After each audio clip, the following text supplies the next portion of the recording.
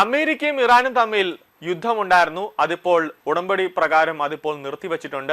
വീണ്ടും ഒരു യുദ്ധം തുടങ്ങാനുള്ള ഒരു നീക്കമാണോ ട്രംപിന്റെയും ഇറാന്റെയും ഭാഗത്ത് നിന്നും ഉണ്ടാകുന്നത് എന്ന് ചില സംശയങ്ങൾ ഇന്നലെ മുതൽ തന്നെ അന്താരാഷ്ട്ര മാധ്യമങ്ങൾ പങ്കുവെക്കുന്നുണ്ട്. അതായത് കഴിഞ്ഞ 50 വർഷത്തിനിടയിൽ ഇറാൻ വരുത്തിയ നാശനഷ്ടങ്ങൾക്ക് നഷ്ടപരിഹാരം നൽകണമെന്ന് US പ്രസിഡന്റ് ഡൊണാൾഡ് ട്രംപ് ഇതാ ഇപ്പോൾ പറയുകയാണ്.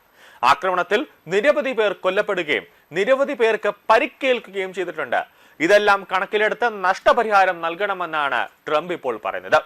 5 മാസത്തെ സംഘർഷങ്ങൾക്കിടയിലുണ്ടായ നാശനഷ്ടങ്ങൾക്ക് പരിഹാരം നൽകണമെന്നാണ് ഇറാൻ ആവശ്യമുന്നയിച്ചതിന് പിന്നാലെയാണ് സോഷ്യൽ മീഡിയയിലൂടെയാണ് ട്രംപിന്റെ ഒരു പ്രതികരണം ഉണ്ടായത്. അതായത് അമേരിക്ക 5 മാസത്തോളമായി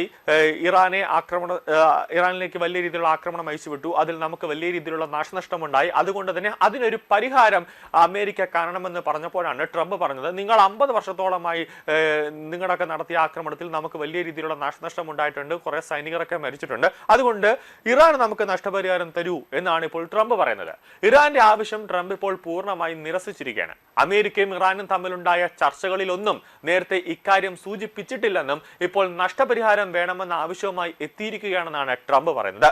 ഇതൊരു രസകരമായ സംഭവമാണെന്നും ഇപ്പോൾ താൻ ഇറാനിൽ നിന്നും നഷ്ടപരിഹാരം തേടുകയാണെന്നും ട്രംപ് പറയുകയാണ്. അവരുടെ ബോംബ് ആക്രമണങ്ങളിൽ കൊല്ലപ്പെടുകയും പരിക്കേൽക്കുകയും ചെയ്ത ജനങ്ങൾക്ക് വേണ്ടി ഞാനും ഇറാനിൽ നിന്ന് നഷ്ടപരിഹാരം തേടുകയാണ്.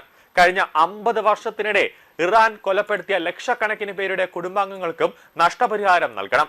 പിന്നെ കഴിഞ്ഞ 5 മാസത്തിനുള്ളിൽ മരിച്ചവരുടെ കുടുംബത്തിന് നഷ്ടപരിഹാരം നൽകുന്നത് സംബന്ധിച്ച് പറയേണ്ടതില്ലല്ലോ എന്നും ട്രംപ് പറയുകയാണ്. ഇരു രാജ്യങ്ങളും ഇനി നടത്താനിരിക്കുന്ന ചർച്ചകളിൽ ഈ ആവശ്യം ഉന്നയിക്കാൻ താൻ നിർദ്ദേശം നൽകിയിട്ടുണ്ടെന്നും ട്രംപ് പറയുന്നു. ഹോർമോസ് കടലിടുക്ക് പൂർണ്ണമായും US-ന്റെ നിയന്ത്രണത്തിലാണെന്നും ട്രംപ് പറയുകയാണ്. യുണൈറ്റഡ് സ്റ്റേറ്റ് നാവികസേനയ്ക്ക് മാത്രമേ കടലിടുക്കിന്റെ നിയന്ത്രണമുള്ളൂ. നമുക്ക് തെറ്റുപറ്റാത്ത ഒന്നാണ് ഹോർമോസിലെ ഉപരോധം. അതൊരു ഉരുക്കുമതിലാണ്. തങ്ങൾ അനുവദിക്കുന്നവർക്ക് ഹോർമോസിലൂടെ കടന്നു പോകാം. ഞങ്ങൾ ആഗ്രഹിക്കുന്നത് വരെ അതിലൂടെ ഓരോ രാജ്യത്തിന്റെയും ഈ ചരക്ക് കപ്പലുകൾ അതിലൂടെ കടത്തിവിടുമെന്നാണ് പറയുന്നത്.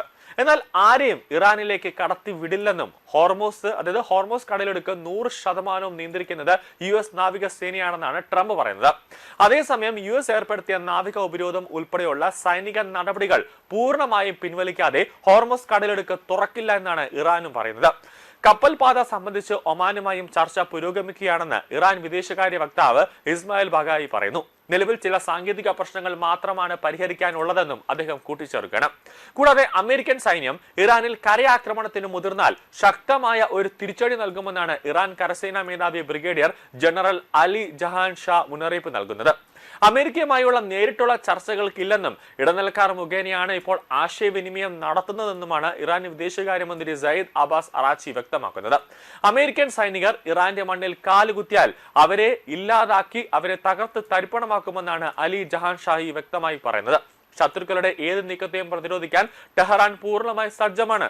രാജ്യത്തിന്റെ അതിർത്തികൾ സുരക്ഷിതമാക്കുന്നതിനോടൊപ്പം ശത്രുക്കളുടെ നീക്കങ്ങളും ഭീഷണികളും സൈന്യം നിരന്തരം നിരീക്ഷിച്ചു വരികയാണെന്നും അദ്ദേഹം കൂട്ടിച്ചേർക്കുകയാണ്.